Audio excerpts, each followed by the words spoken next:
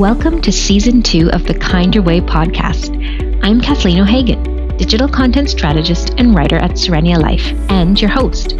I'm also a married mom with a mortgage. Try saying that 5 times fast. Navigating the same financial ups and downs as many Canadians today.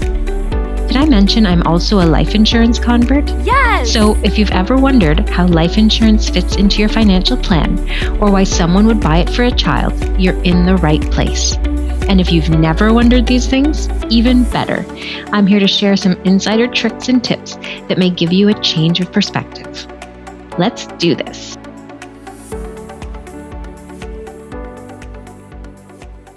Once upon a time, way before I became a mom myself, back when our Facebook feeds were filled with actual friends, not advertisers, I remember seeing an old friend from high school post about her young daughter's cancer diagnosis. If my memory serves me correctly, it was either a rare form of cancer or maybe it was already further along than they'd have liked. But suddenly, they were looking at months and months of treatment at Sick Kids Hospital in Toronto, which happened to be 4 to 5 hours away from where they lived. These kinds of stories are typically too much for my mom heart to bear, so I'm just going to spoil the ending right now and tell you it was a happy ending. This little girl is now all grown up, and from the pics that come up on Facebook now and then, she seems happy and healthy. It's wild how differently stories like this land once you become a parent. And you realize this isn't some abstract tragedy. This is something that could happen to any family, to your family. But if I look back to that time, I remember thinking how sad it was, how scary it must be, but also how far away it felt from my own life. I could not imagine how this old friend and her husband felt during those very long months. Not only were they doing everything they could to save their daughter's life, but they had to put their lives on hold for a very long time. I honestly don't know how they did it. Maybe they took turns taking time off work. They did have other children who I assume stayed home to go to school during that time, so someone would have needed to be there to take care of them. Unless they paid for extra help, I'm really not sure. But even without knowing all of the details, it's still easy to see how quickly the expenses would have added up without a regular income coming in. Accommodations, meals, childcare, the cost of gas if they drove home on weekends to see their other kids, the cost of living with a large family, and the possibility of alternative treatments or medications that may not have been covered. All of that on top of worrying if your child will beat one of the scariest illnesses out there. Ugh. Now, we all know that most parents are lucky to not have to experience something like this, but we also can't predict whether or not it will happen. And if the little people we love most in the world were to fall seriously ill and require months-long treatment, of course we would want to be at their bedside day and night. The truth is, when a child gets seriously ill, it's like our world stops.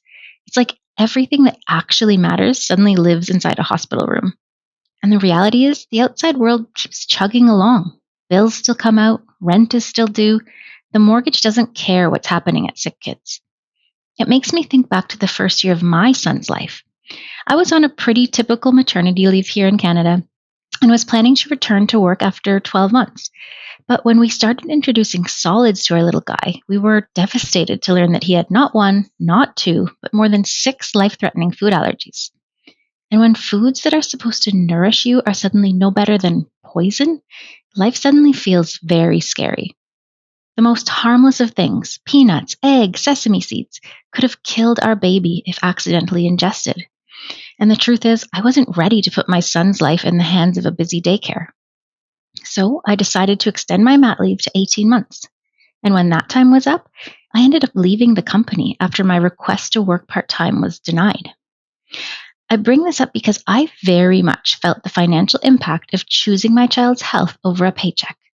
And while I was luckily making some money on a freelance basis, I was suddenly expected to pay back my mat leave top-up since I had left the company. Plus, I was hit hard during tax season. Who knew moms on mat leave were penalized so heavily? Still, I was lucky that my husband was making enough to be the main income earner temporarily, but I had never felt so utterly dependent before. I didn't like feeling like I wasn't contributing financially. We lived in an expensive city, we had a new baby, our rent had gone up. It was a pretty stressful time. But I guess that was the first time I really understood what it meant to choose your child over your income. There wasn't one big dramatic moment where I looked at my son and said, I choose you. It was just a series of decisions that slowly chipped away at my sense of financial independence. And even though we were okay on paper, the stress was very real. All this to say, it is a bit easier for me to imagine how it would feel if an unexpected life event meant suddenly saying goodbye to that biweekly deposit into our checkings account we've all come to rely on. It's super scary to think about, but with the right financial planning, it's actually completely avoidable.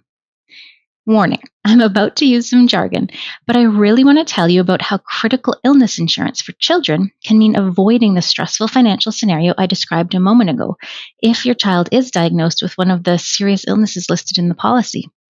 These typically include diagnoses like cancer, congenital heart disease, type 1 diabetes, and autism spectrum disorder. So if you can swing something in the range of $15 to $20 a month, critical illness insurance for kids can mean that if your child is diagnosed with a covered illness, you'd receive a lump sum of money to help your family get through financially when you aren't able to work. Simple as that. In my opinion, the monthly cost is way more manageable than facing many months without pay.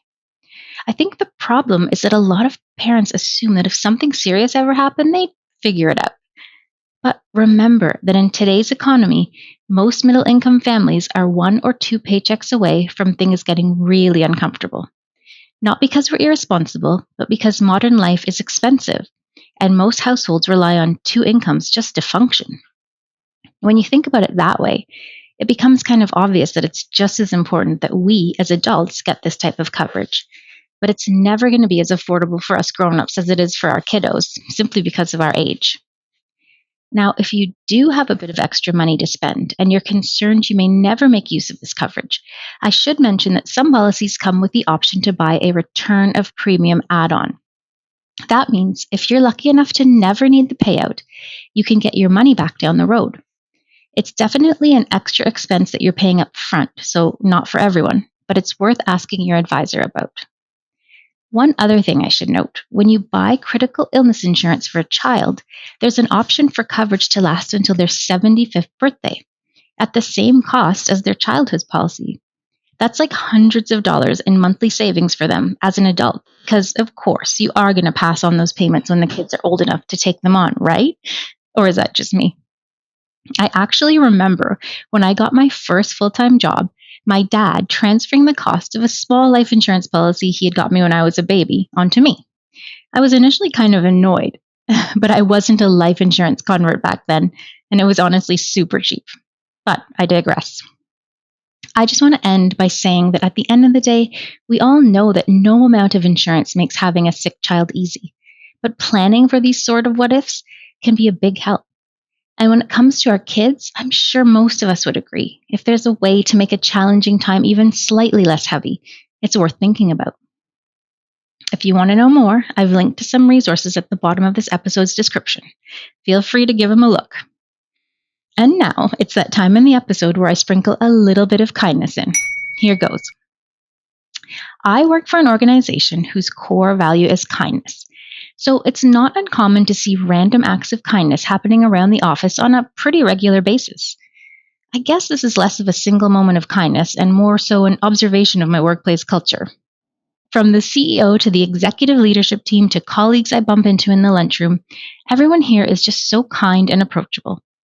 I especially appreciate our Employee Spotlight program, which is basically an online platform where we can give our colleagues a shout out for being kind, helpful, or just great team players. I've never seen anything like it at previous workplaces, but it's the type of thing that gives you warm fuzzies when you read through it. Anyway, what about you? Do you have a moment of kindness to share? Whether you saw it or took part in it, I would love to hear about it. Share it in the comments below, and see you next time.